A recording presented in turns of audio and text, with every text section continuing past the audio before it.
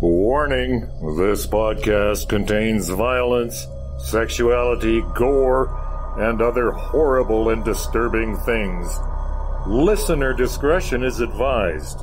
Also, be aware that the hosts of this venture are ignorant dipshits, so please do not take anything they say as fact. And enjoy the show. Now, are you sitting comfortably? Good. Then we'll begin. Today we had 15 homicides and 63 violent crimes, as if that's the way it's supposed to be. The atoms in your left hand probably came from a different star than your right hand. It is our basic human right to be fucked up. A second plane now has crashed into the other tower of the World Trade Center. Putting chemicals in the water that turn the friggin' frogs gay. The defendant shall be incarcerated for the rest of her natural life with no possibility of parole. You are not machines. You are not cattle. You are men. We were somewhere around Barstow, on the edge of the desert, when the drugs began to take hold.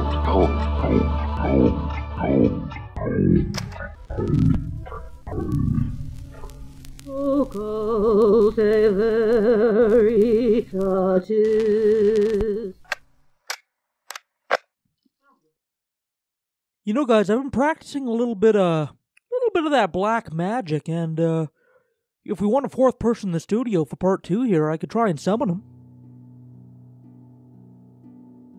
Ad conde destructium ad lingum dos etos panter et salvadium et ad congregaris etos carami et robosios atom carsium poter and salvadom. Hey, it worked. Where am I? You're in my apartment. I'm Ood. What are we doing? I'm Leon Filger. I'm Sage Murray. I was totally paying attention. Can I be honest with you? I didn't think that would work. I don't know what you're talking about. Bonus points for having clothes on. Thank you. The website says that if you do the random person summoning ritual, they're often naked because people don't like wearing clothes at home. What is happening?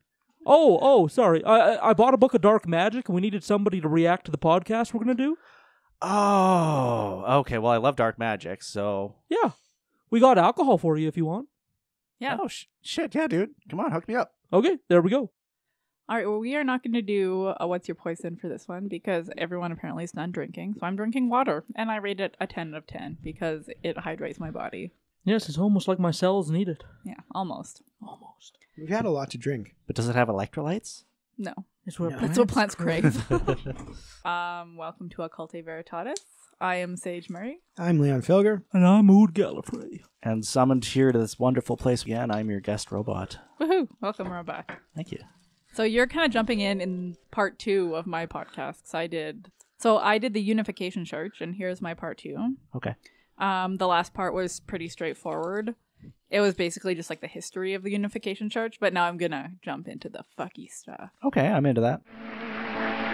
The Christian movement created by Sun Myung Moon preaches redemption by uniting people in cross-cultural marriages arranged by the church and affirmed in mass wedding ceremonies. The total of 60,000 brides and bridegrooms assembled from 130 different nations of the world. Moon founded his Unification Church after imprisonment in North Korea. By the 1960s, it had spread its missionaries to Japan, Europe, and the Americas. The message that his followers accepted and Moon promoted that he was a new Messiah. As his translator put it, I don't know why, but God had chosen me and to be a channel of God, and He revealed to me many hidden truths of the Bible. During the Cold War, Moon cultivated American politicians by espousing a staunch anti-communist line.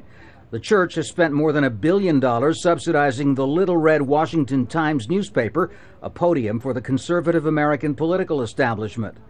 But Moon also made large investments in communist North Korea. Some disillusioned followers, especially in the U.S., came to denounce the church as a brainwashing cult. And I was pretty lost in my world. I was really idealistic. These easy ideas to complex questions are very appealing when you are emotionally vulnerable. In the 1980s, Moon spent more than a year in a U.S. prison after conviction for tax fraud.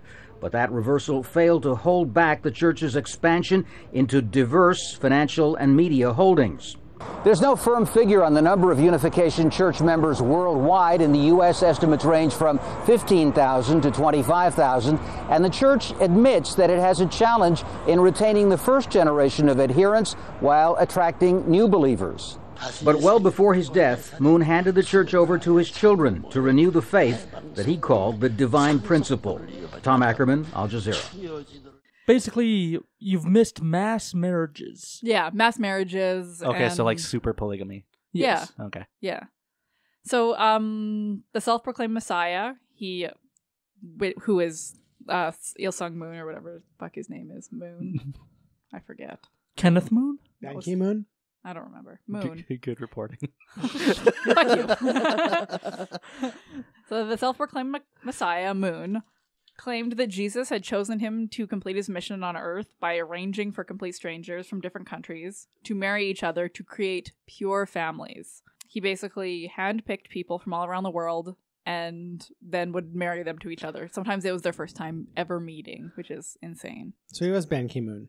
Yeah. So it's basically like OkCupid, but like even more pushy. Yeah. It was super pushy. You know, Ban Ki-moon is the Secretary General of the United Nations. Oh, okay. Well, it's not that guy then. No, I don't think it's that guy. But the world was soon to learn that the message of peace was all a front for this sinister, crazy cult. They were accused of exploiting vulnerable youngsters, brainwashing followers, and fleecing them of cash. All that good culty stuff. All the good culty stuff. So while the megalomaniac Moon was befriending North Korean leaders and U.S. presidents, he was also building $1 billion business empire that included newspapers, TV stations, and an arms factory. It's always the weird ones that befriend North Koreans. Well, North Korean leaders, at least. Yeah. So at the age of 40, Moon wed a 17-year-old follower named Hak Ya-han. I probably butchered that. Sorry to our Korean. I want to make an insensitive joke, but I won't. No, Her name don't is do that. Sarah. No, is Hak Ya-han. They were called the true parents of mankind. Oh. Yeah, which is kind of A funny. modern day Adam and Eve. Right. So many of the couples who were married at the mass weddings were handpicked by Moon from photos. So he would basically look at pictures and think about how awesome their babies would look. Now that's horrible, but it does sound fun. But like we all go through that phase. With yeah. So this is kind of a funny example. So it led to some strange pairs, such as a 71-year-old African Catholic archbishop who was wed to a 43-year-old Korean acupuncturist. So it sounds like he was just like picking at random, which is weird. Just with a dartboard. Right? This one will marry this one. Just Yeah. blindly running your finger down the phone book. Yeah, that seems pretty accurate. In 1988, when I was 1 year old, Moon entered the Guinness Book of World Records when he married 6,516 identically dressed couples at Seoul's Olympic Stadium. Man. Wow. So like that's a lot of couples. That's a lot of couples. That he just married them. That's more than at that one night at the Grammy Awards. Yeah. You know, I can barely sit through one bad wedding reception. I can't even imagine 6,000. So something kind of weird about the cult and their beliefs were the newlyweds were forbidden to sleep together for 40 days to prove that their marriage was on a higher plane. So I guess like not consummating the marriage until... That's sensible. Is it? Yes. Now see, the Christians are saving sex for marriage, but these people, they've got it right. They're saving sex for after death. Jesus. Way after marriage. And then they had to consummate their marriage in a 3-day ritual with the sexual position stipulated by their leader. Oh, 3 days? Yeah, so it was like a 3-day ritual. Do we know what the ritual was? I don't know what the ritual was. Can we find it? Yeah, let's Can find we post it on the show page? There's probably some... I'm going to do it. Okay. Leon will find the ritual. It's probably like that. You have to wear pure cloth and eat simple, like, beige foods. Well, here back. No, the sexual positions. The sexual positions were stipulated by the leader. Oh. So... I'll do it and I'll report back. Was Doggy in there? I don't know. If it's not, that's kind of a deal breaker. The only position I do is Jesus on the cross. So, Mooney love bombing was a recruitment technique that was designed to make lonely people feel part of a loving community, to reject their families, and to hand over their possessions. So that's pretty standard, right? And you called it love bombing? Yeah, they called it love bombing. So they'd basically make people feel so like welcome. flirty fishing? Yeah, kind of like flirty fishing if you listen to my last episodes that I'm on a watch list for. Brainwashed. They were brainwashed with techniques such as sleep deprivation and love bombing, which I just explained. Flattering, cajoling potential new recruits. Is that thing where they surround someone and just compliment them to death? Yeah, basically. And they make lonely people feel like they're wanted and needed, and that they're important. I think I might be susceptible to that. I think that's church. I don't think I would like that. I get super embarrassed when people sing happy birthday to me. I don't think I'd but I think everyone does. I feel like it's like the same thing with eye contact, where it's it's really awkward to have the passing glance, but then if you really get in there with the eye contact, then you're just we're connected now. I guess. I don't like you eye and me, contact. we're one. Yeah. I can feel brain chemicals coming out. Yay. So the people would be separated from their families, and they'd be hidden at secret locations. Dun dun dun. This obviously sparked outrage among parents. Some mounted lawsuits accusing Moon of brainwashing followers, which no shit he was. There were reports of converts being kidnapped and deprogrammed by cult busters. Those were people that went in and rescued people in cults and broke them back up, I guess, because they had already been broken down. Did they have a busting pack as well? I don't know. Yeah. Yeah, so Moon fought off charges of brainwashing, and in 1978 successfully appealed against a Home Office decision to refuse his application to extend a stay in Britain. So this guy obviously had the gift of gab. He was very charismatic and was able to beat these accusations, despite the fact that he was clearly doing what he was being accused of doing. In 1981, the High Court ordered the church to pay the costs of £750,000 after it lost a libel action against the Daily Mail, which alleged that it broke up families. The Daily Mail's shit, though. Yeah, but they actually did a lot of really good work around this cult. This thing that this was back in 1981 before it got super shitty. Maybe it's not the modern Daily Mail. Yeah, it was different. They were actually doing good investigative journalism. Because in 2017, it's more like the Daily Fail. Yeah. Yes. Topical. Yes. So Moon became one of the world's richest and most powerful religious leaders. God is living in me, and I am the incarnation of himself, he once said.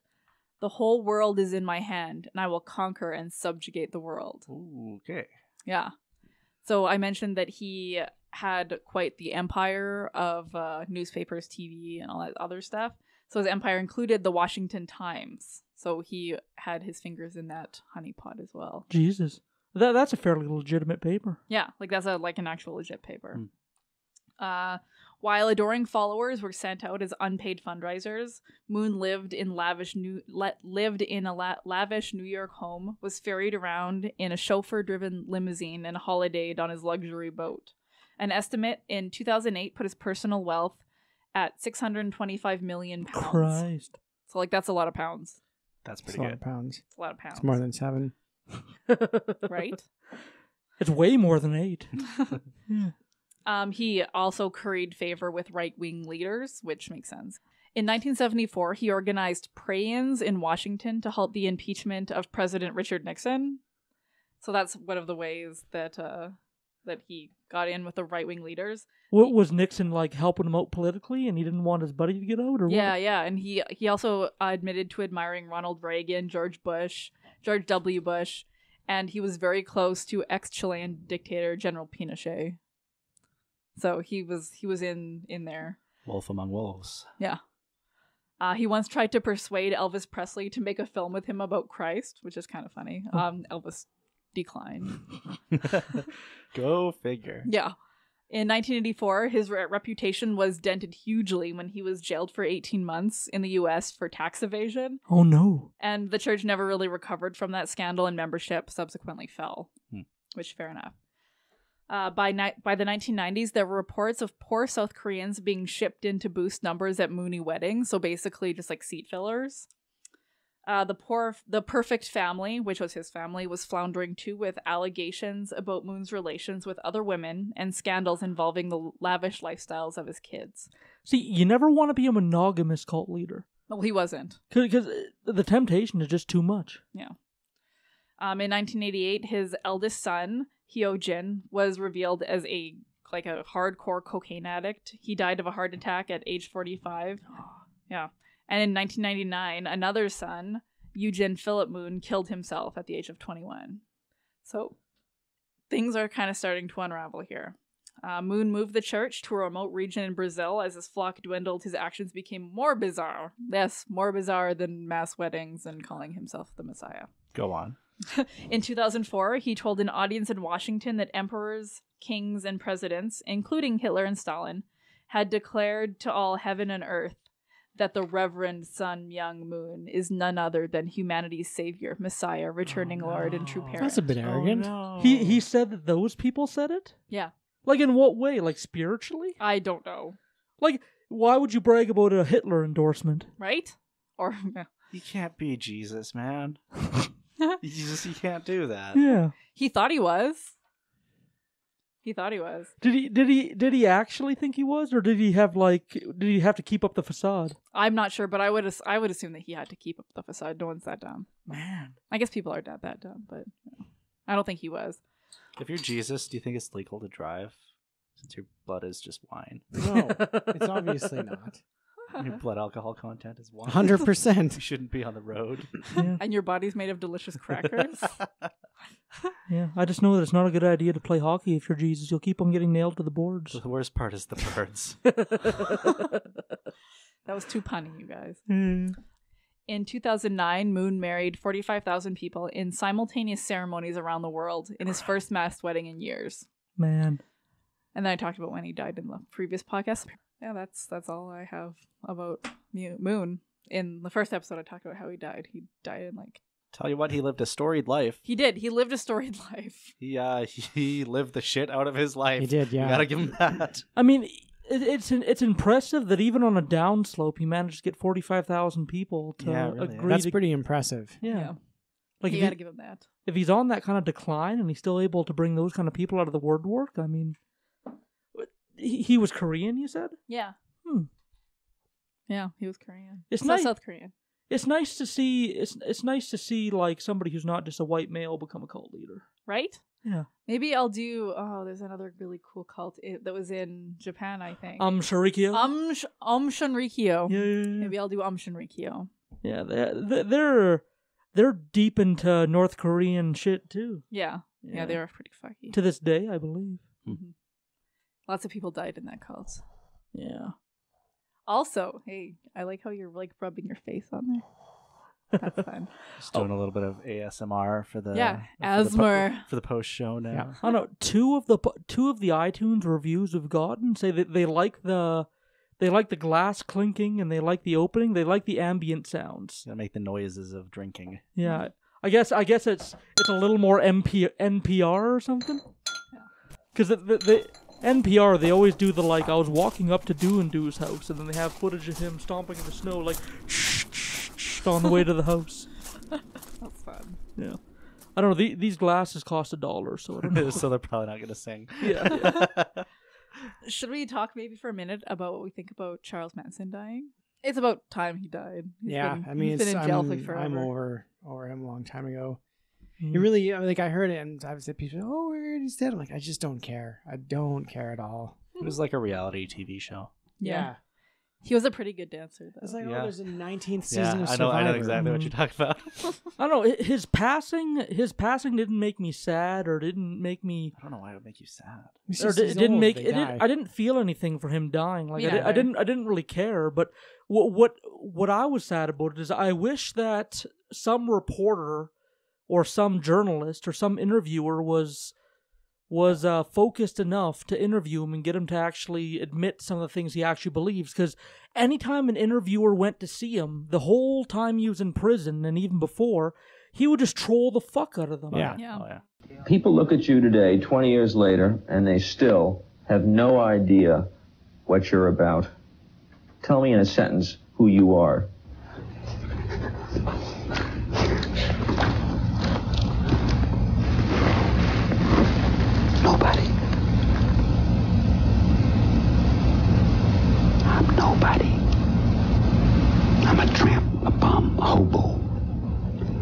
I'm a boxcar and a jug of wine. And a straight racer if you get too close to me. And I wish there was a reporter clever enough to actually get in his head and see what he really thinks, because to this day, nobody really knows. Nobody knows whether he's trolling 100% or whether he's actually thinks what he thinks. Or I think a big part of the reason why there's not really any like emotions going on around it is because he'd already kind of passed from like the public perception. Except for when he tried to get married to some chick named Star. That was weird. That was recent-ish. Everybody had already kind of accepted that like he was just kind of dealt with and gone, and then he died, which was going to happen eventually. Yeah. But do you guys think there's a difference between actually committing the murders and coercing people into committing the murders? Like there was that recent case of that girl who goaded her boyfriend into suicide over text messages. It's all a power thing anyway. Hey, we're actually doing that tomorrow. Oh, nice. Yeah. Like if you're willfully causing a death, that's that's all it needs to be. Well, because how long was he sentenced to jail? Does anyone know? I don't know off the top of my head.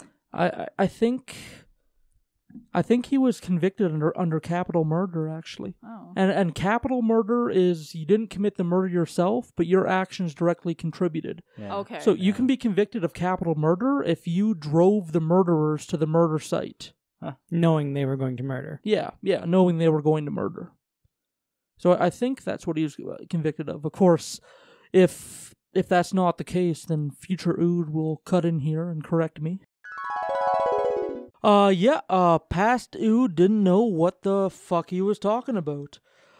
So Charles Manson was charged with 7 counts of first-degree murder and 1 count of conspiracy to commit murder.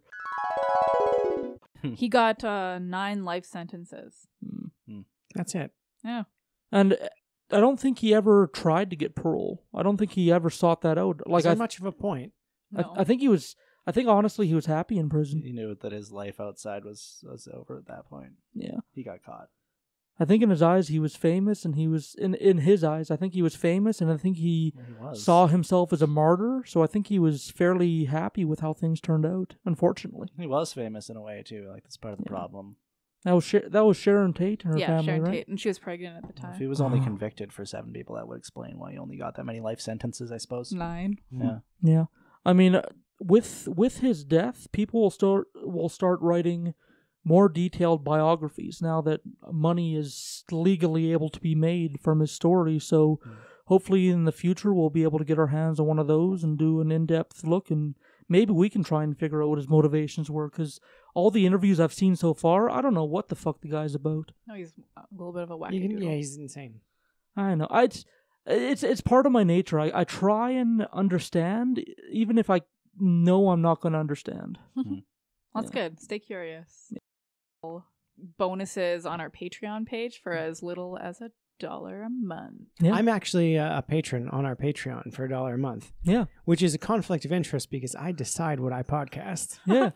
Me too. I did it to put my vote in and also just to see what the Patreon experience is. Yeah, the episodes you're hearing right now are ones Patreons have voted on. Mm-hmm. So every 3 weeks we put on a Patreon poll, and the patrons are the ones that select what episodes we do next. So if you want to be co-producers of the show, just submit $1 a month and you'll have your vote. Mm-hmm. And that's just at patreon.com/ovpod. Patreon.com/ovpod. And if you have any like super cool ideas for podcasts, slide into our DMs. Oh yeah, one of the slots on the vote will always be suggestions from fans. And if you send us dick pics, I will look at every single one. I would too. For 5 seconds. I really respect that. Yeah, 5 seconds a piece. I'll look at your dick if you send it to our email. What's the email address? ovfeedback@gmail.com. Nice. Every dick I will stare at for 5 seconds. 5 seconds of dick staring. Yeah. Hey, if nobody else will look at your dick, Leon will give it a good 5 seconds, and you can go back to all your friends and say, "Yeah, I got one. I got one to look at my dick." Let's all work together, and we can see 24 consecutive hours of dick pics.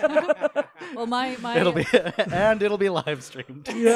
Yeah, that'll be a Patreon extra episode. And the 24-hour dick stream. Like, if you guys haven't noticed by now, we really want to connect with our audience. Yes, we love you. We love you so much. Also, shout out to my brother, Caitlin. Yeah. I love you. Shout out to my mom, because apparently she's listening to this. Sorry, I'm sorry for all the horrible things I've said. That thing I told you about what I did when I was 15, not true, just for the podcast. Gotta entertain the people somehow, Mom. Yeah, right. As she nods her head disapprovingly. Yeah. Okay, I guess once again, I've been Ood. Sage. Leon, cheers. Have a good one. And thank you for coming on, Mr. Robot. Yes, thank you. My pleasure. Round of applause from the OB podcast. I'll applaud myself because Yay. I just love myself that much. Awesome. And our palate cleanser for tonight is Diablo by the artist MackMario. Enjoy.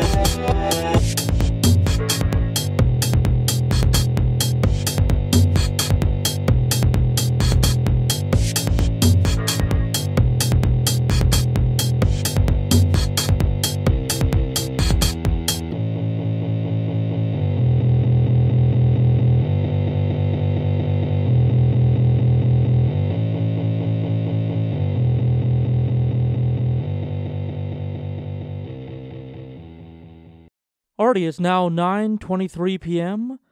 The Saturday night, the 2nd of December. I'm just about to release this episode when I decided at last minute to check out that 3-day sex ritual that Leon mentioned during the second part of the Unification Church episode. And holy crap, I found a copy of it on the internet. And this is too good not to read through for the Aftershow, so let's get to that.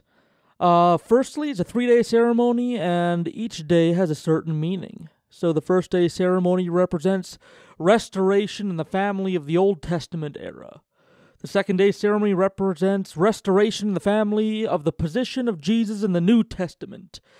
The third day ceremony represents the recreation of the bride by the restored bridegroom. So those are the meanings of the 3 days. Lots of heavy Christian imagery, you can tell. Preparation. So if you want to participate in this weird-ass ritual, these are the things you'll need. You'll need a altar. So maybe a pulpit or something you can lie on, or maybe a table or something you can act upon. I think it has to be steady enough to have sex on. So make sure your table legs are nice and thick. They're not going to warp and break, because we don't want no injuries from this. Try this at home, but only if you're dutifully prepared with common sense. Okay, anyway, so what you'll need is an altar, so something steady, a photograph or picture of a religious figure. Doesn't say Jesus, just says of a religious figure. So I guess this is open to all the other religions. Hell, if you worship the flying spaghetti monster, you just need a picture of a nice plate of spaghetti. Flowers and holy candles. A holy handkerchief, like it's a handkerchief that's been blessed by a priest. 2 small bowls for dipping the holy handkerchiefs in. Holy salt and holy water. You need to sanctify the room, bedding, and all things used during the ceremony at all at one time with holy water. So before you do the ceremony, you got to anoint everything with holy water. Set up the altar, ideally on the north wall of the room. I don't know if the Unification Church is going by Santa Claus rules and that God lives at the North Pole, but yeah, I guess put your altar at the north side of the room. The holy handkerchief ceremony. So, externally purify the body by wiping it with a holy handkerchief.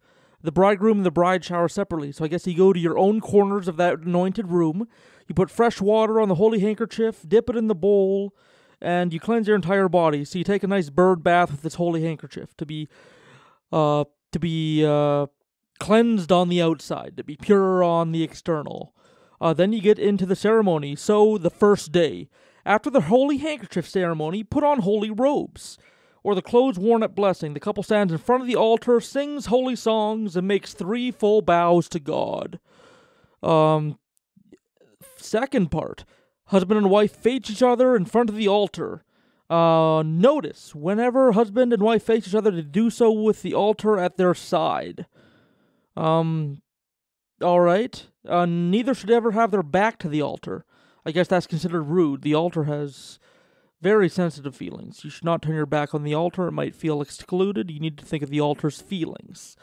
The husband kneels and the wife stands and puts her right hand on his head. She prays in the position of the mother. So I guess that's like rubbing your little boy's head. So in the position of the mother, express gratitude for the blessing and praying for the husband that he be reborn as a son who inherits God's parental heart and tradition. So I guess you have to inherit God's heart. Perform the act of love freely with the wife on top of consummation. Oh, I guess the Unification Church on the first day is pro cowgirl. That's kind of nice. This represents the husband's rebirth as God's son through the mother's love. Okay, they made it super weird. So the woman on top, man on the bottom, is supposed to represent the husband's rebirth. So it's supposed to represent a birth, which is a really, really, really screwed up way to think about sex. Great. The couple put their clothes on again. The husband offers 1 full bow to the wife, not 2. One bow. Not 2, 1 bow. The husband should feel, "Mother, thank you for giving birth to me," as he bows to his wife. Gross. The show's been on for, 8, 9 episodes, and already we've run into incest multiple times. The wife, representing the couple, reports to God and offers a prayer of gratitude in the first day of ceremony. So the first day you do all that shit, and that represents restoration in the family of the Old Testament.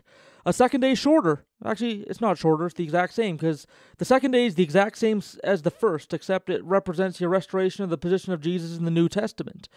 It's no different, but so I guess you have to do it twice to count. One to represent the Old Testament, and one to represent the New Testament.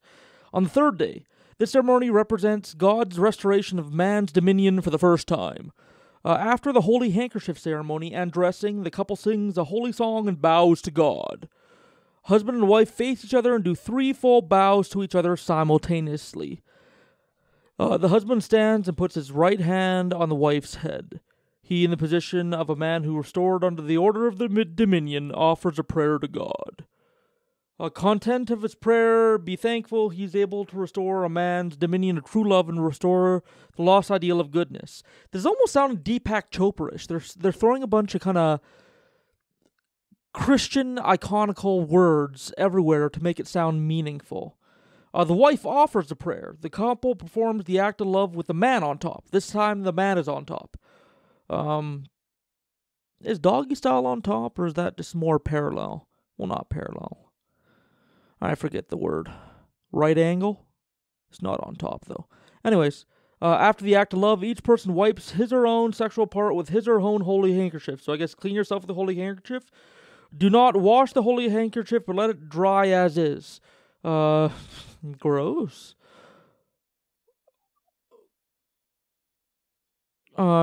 just as the Israelites of the Old Testament era protect the Ark of the Covenant, carefully preserve and protect the handkerchiefs. This is because they represent our having passed over the last barrier to our rebirths. Oh, so they want you to keep these handkerchiefs that are dried and crusty with cum and oh, okay, anyways. After dressing again, the husband sits and the wife offers one full bow to him. One bow, not two, one bow. The husband offers a prayer to God. Content of his prayer, he reports the completion of the entire ceremony, pledges to never absolutely fail, and has a thankful heart that the 3-day ceremony was successful.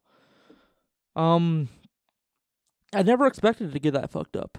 The first day, you're supposed to visualize giving birth, and that's your rebirth in the Old Testament. Second day, same thing, you're being reborn in the New Testament.